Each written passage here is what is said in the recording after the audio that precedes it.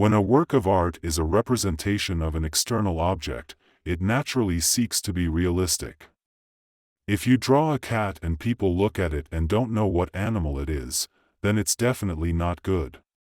We look at it and see a cat, right?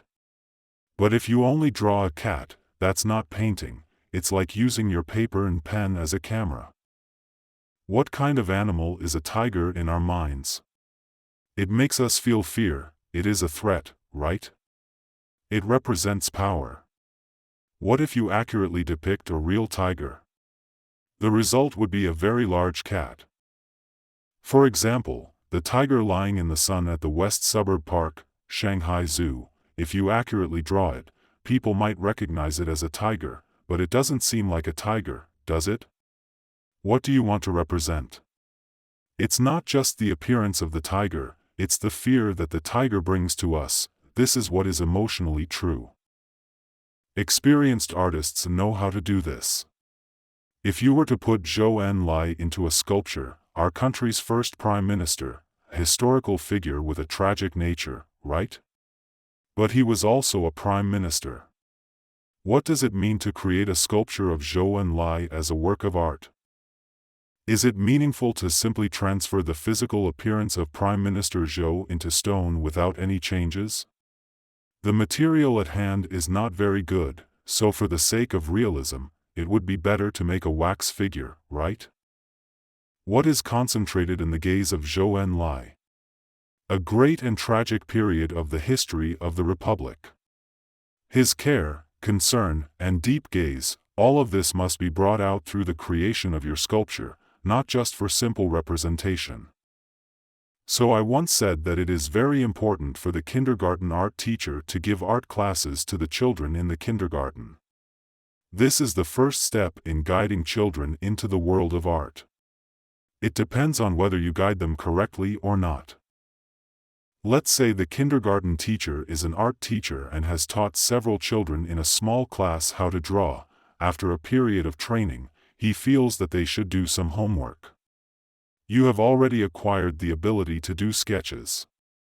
Then he says, next week, all the little friends, draw the cat from your home. If you don't have a cat at home, then draw the cat from your neighbor's house, and show it to me. So the children all accept the task. The following week, they submit their homework, each handing in their drawing of the cat to the teacher. The teacher takes a look and sees three types. One is a doodle-like drawing, and you can't even tell what it is. It's a failure, a fail, not passing, right? The second type of drawing looks very much like a cat, quite serious and careful. It turns out to be a meticulous painting, and at a glance, you can see that it's a cat. He gives it a top grade, calls it excellent. Then there's the third type of drawing, which looks like a cat, but it's far less realistic than the second type of drawing. However, this less realistic third type of drawing makes us feel that the cat is quite cute, but its cunning and cleverness are all portrayed. So in this situation, we are waiting for the kindergarten art teacher to evaluate these three types of drawings. It's very important. He picks up the first type of drawing and asks the students, "Do you think this is a cat?" The teacher says, "I don't know what it is." Okay, it's a failure. For the second type, he picks it up and asks, "Is this a cat?" Yes. Does it look like a cat? Yes. Give it an excellent grade. Right? Right. What about the third type of drawing? Everyone, is this a cat? Everyone, look closely, is it a cat? Compare it with the first one, does it look like a cat? Not really, not very much, give it a good grade. If this is how he teaches, he seriously misleads our children. What does it mean to mislead? From now on, what do the children think drawing is all about? Striving for a realistic representation. In fact, what should he have given an excellent grade to? The third type of drawing, right? It looks like a cat, although not very much, but it's cute. Its cunning and cleverness, the feeling of endearment, all come through. At this point, the evaluation is crucial. In fact, these little artists of the third type, they have a correct understanding of the task of drawing. Why? The teacher said to draw the cat from your home, and they really wanted to draw it for the teacher because they spend every day with these cats, and they love their cats so much. Sometimes they feel it's very mischievous, right? Sometimes they feel it's very clever, and sometimes it's just cuddly. So, they want to convey to their teacher the emotional connection between themselves, the child, and the cat. They want to say, "My cat is so lovely, that's why I drew it." The second type, the little artists who were given an excellent grade, this is what they thought: the teacher asked us to draw the cat from our home clearly for him, and they treated their pen and paper as a camera. They misunderstood the mission of drawing. So, a teacher like this, whom I have fictionalized, is definitely not qualified. So, how can he become qualified? Just listen to the lessons of art philosophy. Hey, art philosophy is the first step in understanding art. It's about the underlying essence. So, there's this guy who's been living with his grandma since he was a kid because his parents were always busy with work. He grew up under her care, and when she got old and passed away, he was really torn up about it. He tried to tell his buddy what an amazing person his grandma was, but his friend didn't seem to get it. He realized that words just weren't cutting it, so being a talented artist who's been into Western painting since he was a little kid, he decided to paint a picture of his grandma. After a few days of work, he finished the portrait and invited his friend over to check it out. When his friend saw the painting in the studio, it was like he could really see the essence of the grandma, not just an old lady. The painting captured her emotional and spiritual side, showing her love, kindness, and concern in her eyes, and all the little details that reflected her spirit. It was way more powerful than just words could ever be. Just as we see the portrait of Tolstoy painted by Repin, we know that the great Russian artist Repin created many character portraits, and once he created one of Tolstoy. He admired Tolstoy so much that he once said to him, "Can I paint a portrait of you?" Tolstoy said, "Yes." He said, "When I paint for you, there is a condition, that I will live with you for a while, for some time." So he moved into Tolstoy's house and spent time with him day and night. After spending about a week with Tolstoy, he said, "I'm almost ready to paint, please sit down." Later, when the painting came out, I didn't see the original, but just seeing the photo was already moving. Tolstoy sat in his armchair, slightly leaning to one side, looking at us. One of his hands rested on a slightly worn book. The hand, wrinkled, rested on a thick book. Then Tolstoy's white hair, his forehead, especially his eyes. What did you feel at first glance? A saint, a figure like a saint in Christianity. On closer inspection, it was discovered that he was not only a saint, not only looking at the world with great compassion, but his eyes were also filled with unease and concern. He was not just a saint, he seemed to be uncertain about looking at this world, and a kind of hidden concern and all his unease were revealed in his eyes. Unease, concern, and compassion were all presented in Repin's portrait of Tolstoy, something that no photographic technique could replace. Repin painted Tolstoy's spiritual world, and sure enough, wasn't Tolstoy wandering in his later years? He couldn't find a way out. Two great arts met, one called literature, the other called painting. Just like Tolstoy once encountered the works of Tchaikovsky. So, through reading the works of Tolstoy and understanding these arts, we know how good Repin's paintings are. When do we need art? When everyday language becomes so dull that it cannot express our deepest emotions.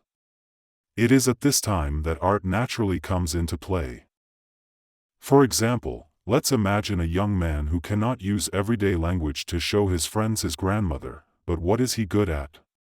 He plays the piano, has achieved a grade 10 level, all at the behest of his parents. Suddenly, he realizes that he can let his friends hear his grandmother through his music. He goes back home, into his piano room, places a blank sheet on his piano, and his 10 fingers finally find that motif, the smallest unit in a musical work, also called a theme. Just like the motif in the Fate Symphony, it comes right at the beginning, right? Ding ding ding dong, dong dong dong ding, he finds it, you know. Then he develops this motif into a first theme. Then he needs to infuse this theme with the rich elements of his homeland's spiritual world. Because he has been studying the piano, he knows all kinds of techniques. Through variation, he uses one technique, then another for the chorus, and then he finds a second theme to contrast with the first. For the first time in his life, what did he create? A piano sonata. He invites his friends over and says, "I'm going to play a piece for you now. I won't tell you who composed it, and I won't tell you the title." He plays. Assuming his friend has experience and appreciation for music, after listening to his performance, the friend was asked, "What did you hear?" The friend blurts out, "I heard my homeland." This is completely correct, it is a piece of untitled music. Let's say, the Piano Sonata in A minor, Op. 1, was his first work, right? It's a good piece, he just gave it a descriptive title, Piano Sonata in A minor, without giving it a specific title. But what did his friend hear? My homeland. In fact, in this untitled music composition, he poured all his feelings for his grandmother into the piece. People didn't know he was writing about his grandmother, right? But isn't the spiritual realm of his grandmother and her relationship with him similar to the relationship between our homeland and us? It's about us in the embrace of our homeland, right? The diverse feelings of life have now become the first piece. Then he tells his friend, "Actually, I composed it about my grandmother. If I had given it a specific title, it would be called Untitled, but I didn't give it a title." In short, anyone who understands music hears either my grandmother or my homeland, and the nature of emotions in both worlds is consistent and surpassing 1,000 words. Everyday language cannot show his friend his grandmother. Now, through music, he lets his friend hear his grandmother, or through painting, he lets his friend see his grandmother's world, her spirit, directly. This is why we need art. We finally realize when we need art, it's at this time. So, it's not just a dispensable decoration, not just a tool for entertainment, and not just a means of releasing our psychological energy. Because the emotional life of us humans is a world, and this world needs to be preserved so that future generations can see it again. The only way we have is through art. In ancient Greece, there was a war called the Greco-Persian Wars, right? When this war reached its most difficult point, a major city-state took on the battle, the city-state of Sparta. A leader from Sparta devised a plan to achieve victory in a situation where the enemy was strong and they were outnumbered. The strategic design was at a crucial location called the Thermopylae Pass, where the Persian enemy was sure to enter. If they sent a few soldiers to guard this pass and resist stubbornly, it would buy valuable time for the entire battle. So, 300 Spartan warriors were tasked to defend against 5,000 Persian enemies at the Thermopylae Pass, and they persisted until the end, sacrificing themselves, but winning valuable time for the entire battle. When the war ended, people wanted to mourn these 300 Spartan warriors, so they turned the Thermopylae Pass battlefield into a cemetery and buried them there. After the cemetery was prepared, a monument had to be erected, with an inscription to record this event. How should this inscription be written? We could use a simple narrative or the tone of a historian to inscribe the monument with words like, "At this place and time, 300 Spartan warriors resisted 5,000 Persian enemies, and all perished heroically." This is one way to write it. But the Greeks were not satisfied. They didn't want to use the tone of a historian to record this event. They wanted to take a different approach, so they decided to ask a poet, the renowned poet Simonides at the time, to use a poem to record this event and inscribe it on the monument. Simonides accepted the task and took some time to compose a poem. When the poem was presented, it consisted of just 2 lines: "Stranger, go tell the Spartans that we lie here obedient to their command." The Greeks at the time were very pleased with it and had it inscribed on the monument. Who recorded this event? It was the first true historian of ancient Greece, Herodotus, in his book, Histories, in the 7th volume, where he documented this event. Let's take a look at the difference between the language of poetry and the language of everyday narrative. If we were to record this event in the tone of a historian, the account would be very accurate. It would accurately record what happened at a certain time and place. However, the spiritual significance of this event cannot be recorded in the tone of a historian. Poetry is a form of imagery, a work created with language and words. When we read this work, what do we feel? It is a sculpture, isn't it? So simple.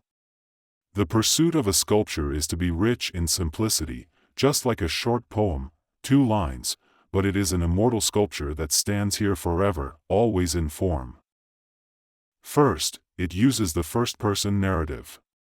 300 Spartans are constantly calling out to passers-by, asking them to pass a message to the Spartans. This message is extraordinary. Why? Because the space at the Thermopylae Pass is far from the city-state of Sparta, and this spatial distance is emphasized.